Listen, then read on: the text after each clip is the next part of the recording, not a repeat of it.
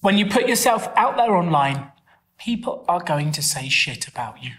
We all get a lot of hate mail, so this is our turn to reply to the hate mail and hopefully deliver you some value at the same time.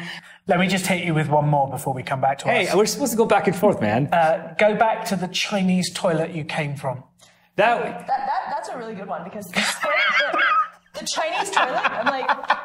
Did you have a toilet as your first house? That's for rich people. Like, we don't have a toilet. It's more like a hole in the ground. So it should be like, go back to the Chinese hole that you come... Well, that sounded really sexual. Yeah. Oh, no. That sounded very sexual for some reason. Again, this is why we rehearse for the true professionalism that we're exhibiting right now.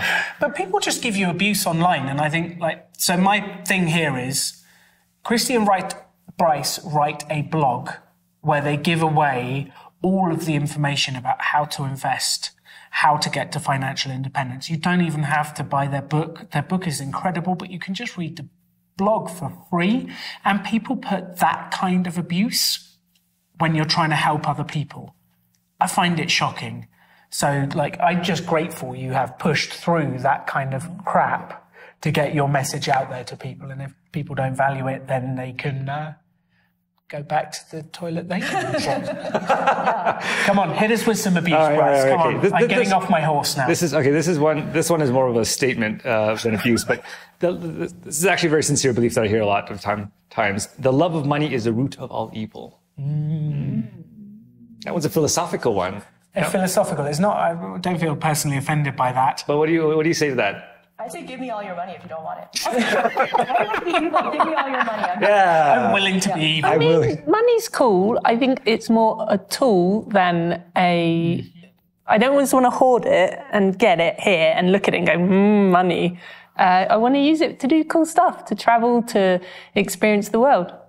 Yeah, and these things are not good or bad. It is a thing. It is the way people interact with it and do things with it that is good or bad. And it comes back to this zero-sum game of there's only so much money, so therefore I have to screw other people over to get the money. And that's not true. Right. I think to have such a strong reaction about money means that there might be some sort of trauma in your past related to money.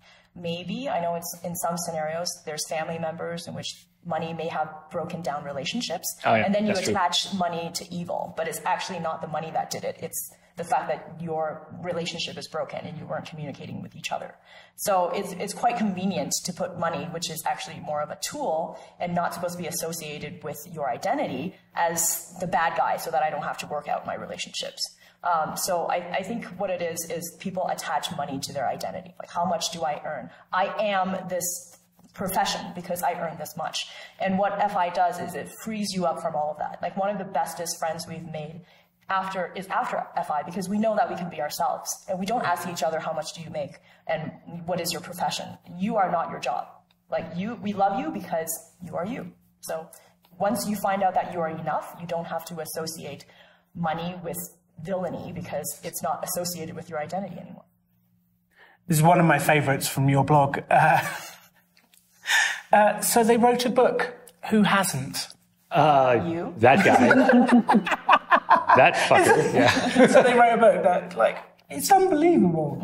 Writing a book is people have such this idea of misconceptions of a book is a key to instant riches. It's really worst way to make money It's ever. not instant or riches. It's an incredible amount of work. Anyone who's ever done any arts a project in the arts and this kind of stuff knows how bloody hard it is to make money doing that craft, right? I mean, it is there are way easier ways of making money than by writing a book. And that's why I chose to be an engineer and not an author, because the average salary is like $10,000 a year. So you might as well be working at McDonald's for an author, right? So if you want that to be your path to riches, I got bad news for you. Yeah. So we wrote the book because it was always a kind of a childhood dream of yours and this kind of thing, and we wanted to do it in we wanted to talk about the fire space. When you write a blog, all the information that you give out is short form articles, usually about 1,000, 1,500 words, and they're good for getting across individual small ideas across. But if you want to express a really big idea,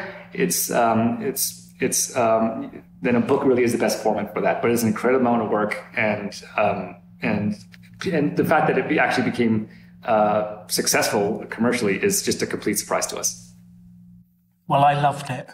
Bryce, hit us with the last one before we wrap this video up on the Hey Mail. Okay, let's see what we got here. Okay, you know what? You pick one, because I've been picking one. Do you want make it one that makes me cry? Okay. Yeah, zoom in on Katie's face for this one. Oh, God. Oh, I like this one. She has probably wasted the best years of her life saving and being a wet blanket. Oh. Did you waste the best years of your life And not being a wet having blanket. any fun? Yes, I sat at home with being a wet blanket. I don't even know what to say to that. I did not do that. Is that a good rebuttal? Yeah. I think it's gone. So can we be a heated blanket instead of a wet blanket? They are a fire hazard, so I do avoid those sorts of things. But it's the excuse. This is again back to the excuse of I'm not going to sort my finances out because I will have a sad life staying at home being a wet blanket if I sort my finances out. Right. And it's the same excuse we get again and again and again, that people don't actually want to take control of their finances, so they attack us for having done it. We had an incredible amount of fun along the way. We went on amazing trips. We traveled, and I'm now defending this, and I don't even need to. It's not binary. This is what Katie would be screaming at. It's not have financial independence or have fun. You can have both. So, any closing thoughts, Kristy and Bryce, to the haters out there in internet world? And if you're watching this on YouTube, please leave us some hates for the next video. We would really like that. Yeah. Put it in the comments. Content Yeah. and just, get all that sweet advertising money, I guess.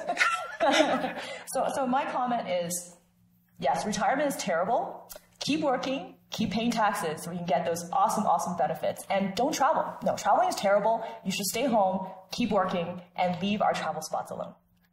Please spend all of your money on iPhones, BMWs, because it will make us wealthier.